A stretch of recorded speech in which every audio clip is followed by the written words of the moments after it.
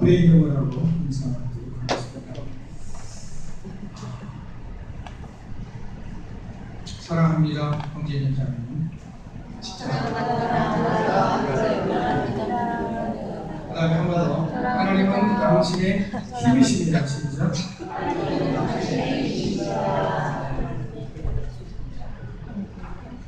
우리 찬양대는 아주 잘했는데 역시 주영교회 찬양대는 예나집입니다. 세계 7대 불가의 살이기도 했습니다. 지난 월요일 날 광복절이었죠. 우리 교회는 몇 년 전부터 광복절에 계속해서 장려무 수련회를 갖고 있습니다. 올해는 원래 제 마음속에 광복절 전에 성경 홍독 기도회를 하고 광복절 날은 우리 야외에 나가 볼까 생각을 했었는데 여의치 않아서 교회에서 올해도 하게 되었습니다. 이번 수련회의 주제는 큰 틀에서 봤을 때 민족과 선교였습니다. 수련회 날이 광복절 날이었기 때문에 그렇게 방향을 잡았는데 개회 설교 때 그리고 퀴즈 때 그리고 영화 상영 때 민족이라는 주제를 생각을 했습니다. 그리고 지역사회를 생각했고요. 그다음에 사도행전 공부를 통해서 선교라는 주제를 생각을 했습니다.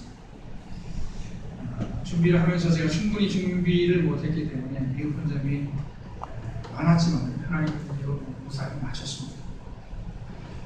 8월 1일 아동부 수련회를 시작으로 해서 8월 15일 장려무 수련회까지 무사히 마치게 되니까 제가 한시름 놓게 되면서 마음에 기쁨이 생겼습니다. 이제 일을 무사히 마쳤다는 기쁨이죠. 그래서 콧노래가 저절로 나왔던 것 같습니다. 저희 집에서 저희 아내의 부채를 이렇게 펴들어오는데 그렇게 학이 그려져 있다. 저절로 제가 학을 노래했습니다. 화가 하면서 이렇게 잠처럼 흥얼거렸습니다. 하지만 교회 지하실 누수가 마음에 걸렸습니다. 수련회 전날 지하실에서 다시 물이 새는 것을 발견했습니다.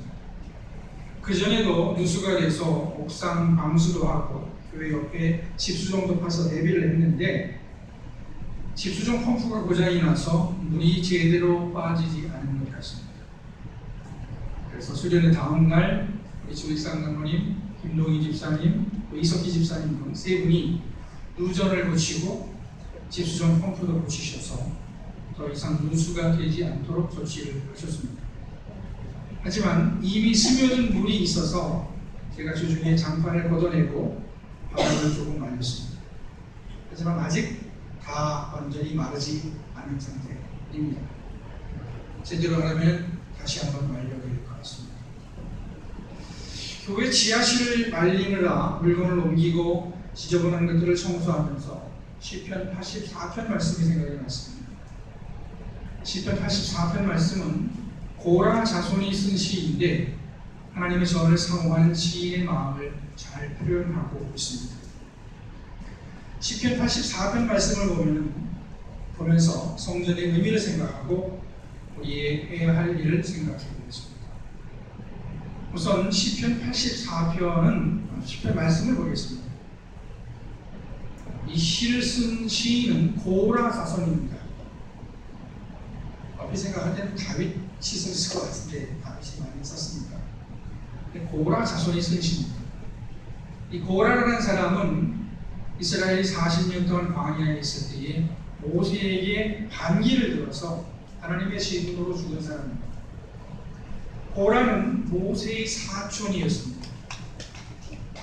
고라와 함께 루벤 지파의 다단, 아비람, 온 그리고 유력한 250명의 지휘관과 함께 모세와 아론에게 나와서 대적을 했습니다. 너희나 우리나 다를 게 없는데 왜 너희들이 스스로 높이느냐 하고 고라 일당이 모세와 아론에게 따졌습니다. 이들이 특별히 문제를 삼은 것은 왜 아론의 후손들만 제사 드리는 일, 제사장이 일을 할 수 있느냐 하는 것이었습니다. 그러니까 우리 고라 자손이나 르우벤 자손도 그런 일을 할 수 있지 않느냐 하는 것이었죠. 모세가 고라 일당과 대화를 하기 위해서 불렀지만은 고라 일당은 모세에게 오지 않고 더욱더 모세를 비난했습니다. 다음날 하나님은 모세와 아론 그리고 고라 당에게 향로를 가지고 오게 하셨습니다. 그리고 하나님의 영광이 나타났습니다. 그리고 고라 당이 있던 자리에 땅이 꺼지면서 고라 당, 그러니까 고라를 비롯한 그 고라와 동조한 일당이 죽게 되었습니다. 이 사건은 하나님이 세우신 지도자 모세와 아론의 권위에 저항한 고라당을 하나님께서 심판하신 이야기로 아주 유명합니다. 민수기에 고라가 등장하고요, 또 신약 성경 유다서에도 고라를 부정적인 예로 들고 있습니다. 그런데 오늘 읽은 시의 제목을 보면 고라 자손의 시라고 되어 있습니다. 시편 84편을 쓴 고라 자손은 고라 자손 중에서 죽지 않고 살아남은 자의 자손을 말합니다. 그러니까 고라가 죽을 때에 그 가족들이 다 죽은 것이 아니라 대적한 사람들만 죽은 것입니다. 이 고라 자손이 쓴 시는 이스라엘 백성들이 성전에 올라갈 때, 성전을 순례할 때에 불렀다고 합니다. 이스라엘 남자들은 유월절을 비롯해서 명절 때에 성전에 올라가서 하나님께 제사를 드렸는데 그때 불렀다 하는 것입니다. 고라 자손이 쓴 이 시는 우리에게 은혜를 줍니다. 원래 모세가 성전의 업무를 분담할 때 아론의 후손들은 제사 드리는 일, 다른 레위인들은 제사 드리는 일 외에 다른 일들을 분담하도록 했는데 고라 자손들은 레위인이면서 찬송을 부르거나 빵을 굽거나 혹은 성전 문을 지키는 일을 했습니다. 아마도 시편 84편을 쓴 고라 자손은 성전 문을 지키는 일을 했던 사람인 것 같습니다. 시편 84편을 쓴 고라 자손은 성막을 사모하는 마음을 간절하게 잘 표현하고 있습니다.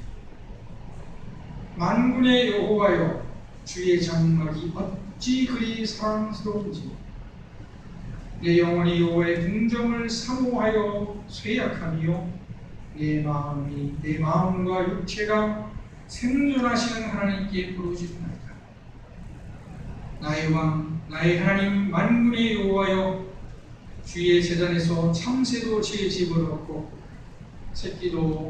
제비도 새끼를 보금자리를 얻었나이다. 주의 집에 거하는 자가 복이 있나이다. 저희가 항상 주를 찬송하리이다. 이 말씀에서 몇 가지 우리가 알 수 있는 사실이 있는데요. 우선 성막이나 성전, 그러니까 오늘날의 예배당은 하나님의 집이라는 사실입니다. 아주 원론적으로, 원칙적으로 얘기하면 이 지상에 하나님을 모실 수 있는 집은 없습니다. 왜냐하면 하나님이 천지 만물을 만드셨기 때문이죠. 사실 하나님을 모실 수 있는 가장 좋은 집은 우리 마음입니다. 천지 만물을 만드신 하나님을 한 장소에 모신다는 것은 모순이 되는 것이죠. 다윗이 하나님을 사랑하는 마음을 가지고 성전을 지으려고 했을 때에 하나님께서 이 사실을 말씀을 하셨습니다. 그러나 하나님은 모세 때부터 성막을 짓게 하셨고 솔로몬은 성전을 지어서 하나님께 봉헌을 하였습니다. 하나님은 모세와 솔로몬이 성막과 성전을 봉헌할 때 영광 중에 나타나셨습니다. 그러니까 하나님께서 어떤 특정 장소에 나타나실 수 있음을 보여주신 것이죠. 예수님은 성전에서 비둘기 파는 사람들과 장사하는 자들을 내쫓으시고 말씀하시기를 내 집은 만민이 기도하는 집이라고 하는 말씀을 인용하셨습니다. 그러니까 예수님이 성전에서 장사하는 사람들을 내쫓으신 것은 성전이 하나님의 집이라는 사실을 역설적으로 말씀하신 것입니다. 시인은 지금 하나님의 성전을 매우 사모하는 가운데 있습니다. 하나님의 성전을 사모하는 마음 때문에 시인의 마음과 몸이 쇠약한 지경입니다. 시인이 얼마나 성전을 사모했는지 알 수 있는 대목입니다. 시인은 참새와 제비를 부러워하고 있습니다. 시인은 참새와 제비가 하나님의 성전에 집을 짓고 성전에서 자유롭게 사는 것을 보고 부러워했습니다. 우리나라 신양민들은 이북에 살다 우리나라에 남한으로 내려오는 분들은 이북에 자유롭게 갈 수 없으니까 판문점 같은 데 가서 이렇게 이북을 그리워하죠. 그분들은 분명히 새가 자유롭게 날아다니는 것을 보면서 내가 저 새가 됐으면 하는 마음을 가질 겁니다. 시인의 마음이 그랬던 것이죠. 제가 얼마 전에 큰 동서가 돌아가셔서 고창에 갔다 왔습니다. 고창에 버스를 탔는데 마침 옆자리에 외국 청년이 앉았어요. 웬 청년인가 하고 이제 말을 걸었는데 고창 여중에서 영어를 가르치는 원어민 선생님이었습니다. 저와 대화를 했는데 거의 다 한국말을 했어요. 애를 써서 한국말을 하더라고요. 원어민 교사 제가 고용 중학교에서 몇 분 만났는데 그렇게 한국말에 관심이 별로 없습니다. 한국말 안 배우려고 하는데 그분은 좀 기특하게 보였어요. 그래서 왜 이렇게 한국말을 배우느냐 그러니 한국 사람하고 통해야지 영어를 잘 가르칠 수 있어서 내가 한국말을 배운다 이렇게 얘기하더라고요. 제가 그분한테 물어봤습니다. 한국에서 제일 어려운 점이 뭐냐 그랬더니 역시나 향수병이었습니다. 고향에 대한 그리움이었습니다. 고향의 어머니와 식구들에 대한 그리움이었습니다. 이 향수병에 걸린 사람들의 최대 어려움은 고향에서 떠나왔다는 그 사실 자체입니다. 그리고 이 향수병을 치료하려면 고향에 관련된 것들을 접촉을 해야 되죠. 편지를 받는다든지 사진을 본다든지 전화를 한다든지 이렇죠. 그리고 제일 좋은 방법은 아마 고향에 직접 다녀오는 것이거든요. 시편 84편을 기록한 시인은 오랫동안 타향살이를 하는 사람이 고향을 그리워하듯이 성전을 그리워하면서 사모하는 것입니다. 아마도 시인은 어떤 이유로 지금 성전에 나갈 수 없는 형편인 것 같습니다. 성전은 하나님을 만나서 힘을 얻는 장소입니다. 어려운 일이 있을 때 성전에 나가서 기도하면 하나님이 들으시고 위로해 주십니다. 5절 말씀에 주께 힘을 얻고 그 마음에 시온의 배로가 있는 자는 복이 있나이다. 저희는 눈물 골짜기로 통행할 때에 그곳으로 많은 샘이 부시들게 하며 이른 비도 은택을 입히나이다. 저희는 힘을 얻고 더 얻어 나아가 시온에서 하나님 앞에 갖기 나타납니다. 성전은 비록 물건이지만 건물이지만 하나님과 하나님의 백성을 이어주는 통로 역할을 합니다. 특히 힘을 얻고 그 마음에 시온의 대로가 있는 자는 복이 있다고 했습니다. 이 성전이 중요한 것은 그것이 성도의 마음에 하나님께로 나아가는 길을 만들어 주기 때문에 매개가 되는 것이죠. 물론 성전이 자동적으로 하나님과 하나님의 백성을 이어주지는 않습니다. 성전을 사용하는 사람들이 타락했을 때 성전은 성전으로서의 기능을 제대로 하지 못했습니다. 그러나 원칙적으로 성전은 하나님께 나아가는 마음의 길을 열어주는 통로의 역할을 합니다. 성전은 천상에 계신 하나님을 지상에서 만나게 해주는 수단이 됩니다. 주의 궁전에서의 한 날이 다른 곳에서 첫날보다 나은즉 악인의 장막이 거함보다 네 하나님 문지기로 있는 것이 좋습니다. 다시 한번 시인이 얼마나 하나님의 성전을 사모하는지 알 수 있습니다. 그렇다면 우리는 우리가 사용하고 있는 이 예배당을 어떻게 사용해야 하겠습니까? 우선 이 예배당이 하나님을 모시는 하나님의 전이라는 사실을 알고 기억해야 하겠습니다. 이 건물은 2003년에 우리가 시멘트로 지은 건물이죠. 하지만 하나님의 전입니다. 하나님의 전이 존재하는 제일 중요한 이유는 하나님의 백성과 하나님이 만나는 것입니다. 그리고 이 만남은 예배를 통해서 그리고 기도를 통해서 이루어집니다. 그러니까 우리는 이 예배당에서 신령과 진정으로 예배를 드리고 기도하기를 힘써야 합니다. 구약 성경에 보면 하나님은 성전에서 매일 제사를 드리게 하셨고 등불을 끄지 못하게 하셨습니다. 그리고 향을 올리게 하셨습니다. 그러니까 계속 예배를 드리게 하신 것입니다. 오늘날은 구약시대와 다르다고 하지만 그래도 여전히 성전에서 끊임없이 예배가 드려져야 합니다. 아멘. 물론 예배만 드리고 생활이 따라주지 않는다면 소용이 없다라고 말하는 분들도 있을 것입니다. 물론 그렇습니다. 예배와 생활이 병행되어야 합니다. 그러나 우선 예배가 선행되어야 합니다. 성전과 관련해서 우리 성도가 우선 해야 할 일은 성전에서 예배를 드리는 것입니다. 그리고 성전을 깨끗하게 유지하고 관리하는 것입니다. 건물은 계속 유지 관리되지 않으면 반드시 망가지게 되어 있습니다. 깨진 유리의 법칙이라는 말이 있습니다. 어떤 물건이 방치가 되면 일부가 파손이 되기 시작하면 전체가 망하게 된다 하는 얘기입니다. 예를 들어서 어떤 자동차를 어떤 사람이 유리창을 깨뜨렸는데 그것을 방치하게 되면 유리창뿐 아니라 타이어도 파손이 되고 전체가 파손이 된다 하는 이야기입니다. 그러나 반대로 깨끗하게 관리하면 누구든지 함부로 상하지 못하게 되고 범죄도 사라지게 된다고 합니다. 교회 예배당도 마찬가지입니다. 예배당은 깨끗하게 관리되어야 합니다. 그러려면 교인들이 신경을 써야 합니다. 교인들이 쓰레기를 함부로 버리지 말아야 하고 버려진 것이 있으면 주워야 하고 더럽혀진 것이 있으면 깨끗하게 해야 합니다.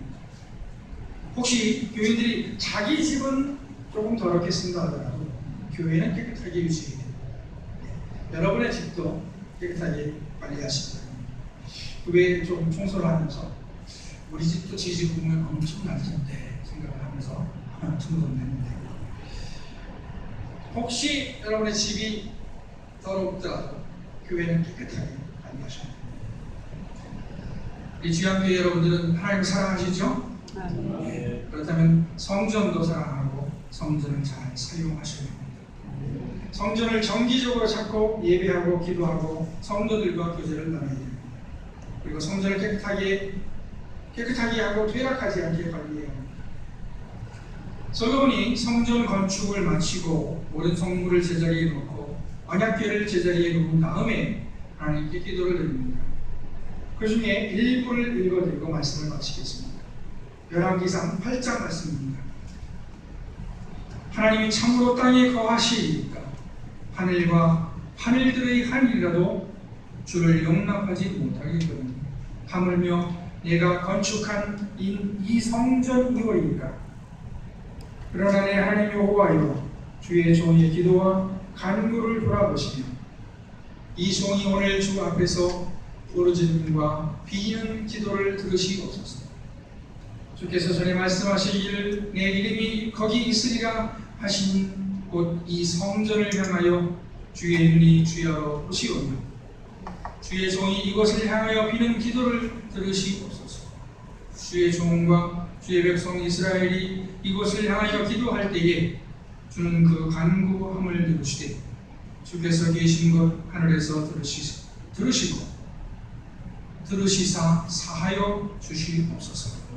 기도하시겠습니다.